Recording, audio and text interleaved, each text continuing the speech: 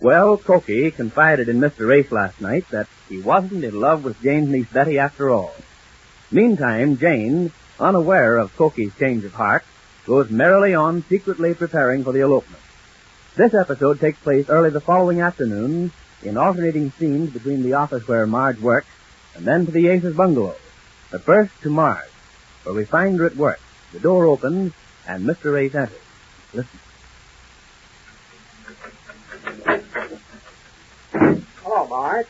Well, Mr. A. How are you? Well, this is a surprise. Well, I don't want to keep you from your work. Don't worry about that. The boss is out of town for the day. I'm just killing time writing some letters home. Oh, fine. I want to talk to you. You're a lifesaver. I was just wondering what I'd do to make the afternoon pass. Sit down. Well, thanks. Well, you certainly look chipper. What are you so happy about? Wait till you hear this. I've been dying to tell somebody, and I happen to be in the building here, and I thought of coming up and telling you about this. About what? You seem too happy to suit me. Well, this is really a laugh. Excuse me. Sit Oh. down. I'll be right with you. Oh, yeah. Hello? No, Mr. Redmond isn't in. Is this a surprise? Oh, I thought so, yes. I'll tell him you called. Oh, in the morning sometime. Oh, not at all. Well, out with it, you. Well, Marge, the other night I went over to the dance hall to see Kookie. Oh, I guessed it was something about that. What happened? Well, I had a talk with him. I tried to persuade him to give up this silly idea about marrying Betty and all that, but he wasn't so easily convinced, and I thought I was going to have a lot of trouble with him. Yeah? Well, last night I got a phone call from Kookie. He wanted to see me.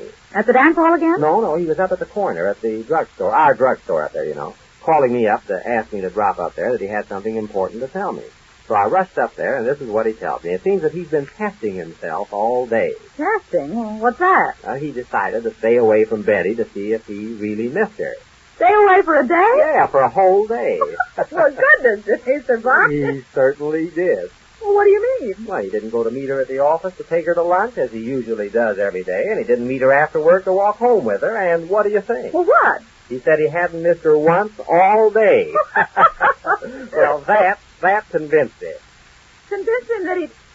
Now, wait a minute. Don't you tell me that Kookie's changed his mind about going to marry her. He certainly has. Kookie told you that... Yes. Now, just a minute, my unshaven friend. Now, let's not get personal. Oh, now, I'm on my way to a barber now. You can't make me believe that Kookie said this of his own free will. But he did, I tell you. Not without you putting words in his mouth. I put nothing. I'm telling you what he told me, word for word. He said he hadn't seen Betty all day. Purposely stayed away from her, just to see if he really would miss her. That's exactly what he said. And he didn't miss her? Absolutely not. I was just as surprised as you are. But he told me he was calling the whole thing off. Oh, and the whole thing off? Well, it's not as easily done as that. Well, evidently it is for him. Well, what did Betty say? She doesn't know about it. She just... Oh, wait a minute. Jane did say something to me this morning about Betty not sleeping all last night. What was it? I guess Betty's worried about Kookie not showing up all day yesterday and not having heard from him. Well, you'll have to tell her. That is going to be easy, trying to get away from that one. Well, that's his battle. All I know is that he's changed his mind about this ridiculous idea of marrying her. And I was wondering if it is so ridiculous. Well, are you kidding now, Well, it wouldn't have been. That is, up until now. Oh. But now that you tell me this about Kookie, I mean, if he can change his mind overnight like this, well, maybe you're right. I am right, Mart. It's just one of those things. She probably talked him into it. He didn't know enough to back out or say no. Why, he said himself that she told him that she felt sorry for him, that she thought she was doing the human thing to marry him and try to make something of it. Poor Kookie. Well, not anymore, poor Kookie. Lucky I call him. Well, if I should believe that he actually... Marge, I didn't make this up. You know that. I'm telling you exactly what happened. That's the way it was. Well, now the fireworks begin. You mean with Betty? Sure. Wait till she finds this out. And wait till Jane hears about it. She's quite in favor of this match, you know. Yes, I gathered as much. I wonder what she's going to do about it when she finds out. I don't know. I think she ought to be told right away. Oh, no. She'll find out in time. Kookie's plan is now to stop seeing Betty altogether, and Betty will realize, just as he does, that it's no go. You're not going to tell Jane? No, there's nothing she can do about it. Kookie's mind is made up, but there'll be no way. What do you mean you changed your mind? I just changed my mind, that's all. I didn't want to tell you, but you called me up and told me to come over here. Sure, I wanted you to come over here. Where were you all day yesterday? Oh, around. Around? Where were you around noon? You always come to take Betty to lunch, and yesterday you said you didn't come. And I didn't come to walk home after work with her either. Yes, he told me. Where were you? Oh, around. Kookie, stop batting around the bush and tell me what's going on. Well, I told you I changed my mind. About taking her to lunch?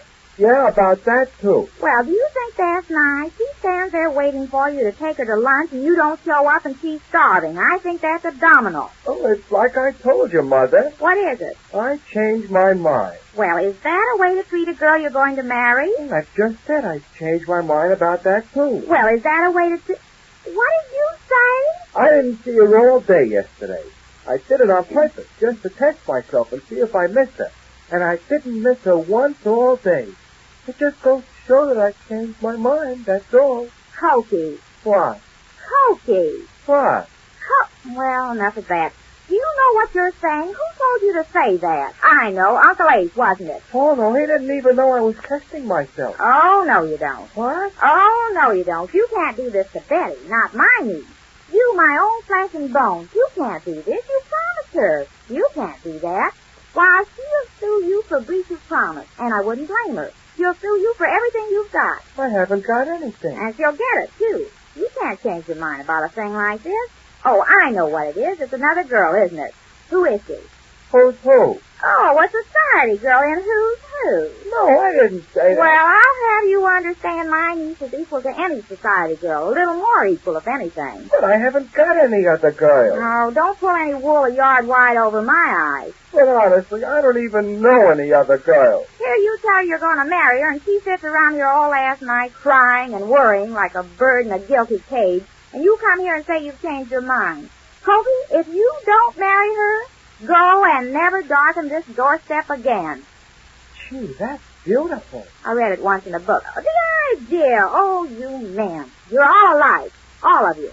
Except one. And wait till he comes home. I'll tell him a thing. Going around telling you not to marry Betty. But he didn't tell me. Kookie, it's bad enough to break a girl's heart, and don't start telling lies, too. But he didn't. I told him. You told him? Yeah. Well, he didn't tell me anything about it. I told him not to. I didn't want Betty to find out yet. Didn't want her to find out. Here she's sitting around waiting to get married, and you didn't want to tell her that she's not going to? That would be a fine thing. You wanted to elope by herself? Elope? Yes, elope. I was getting everything ready for you two to elope, because Uncle Ace didn't want you to get married.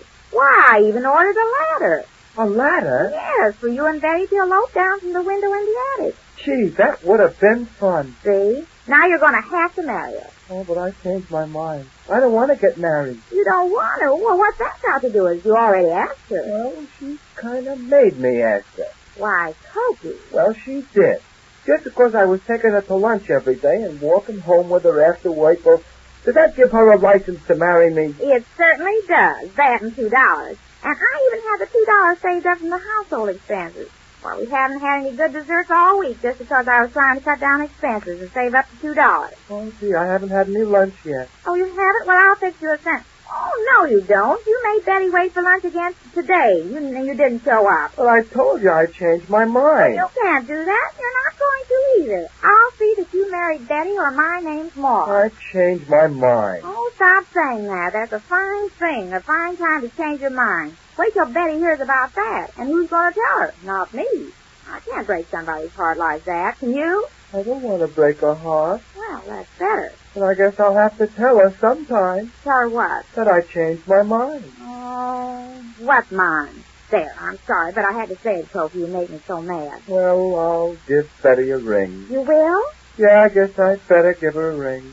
Engagement or telephone? What? What kind of a ring? What do you mean? I mean, I'll have to call her up and tell her that I'm... Kookie, go and never darken my doorstep again. Well, goodbye then. Come back here. But you said to go and never darken your But door. you can't go like this. You have to promise me now. Well, I can't do that. I guess I better go and never darken your... Oh, where are you running like a chicken with his hat off? Sit down. Oh, I heard what you said. Go and never darken your doorstep again.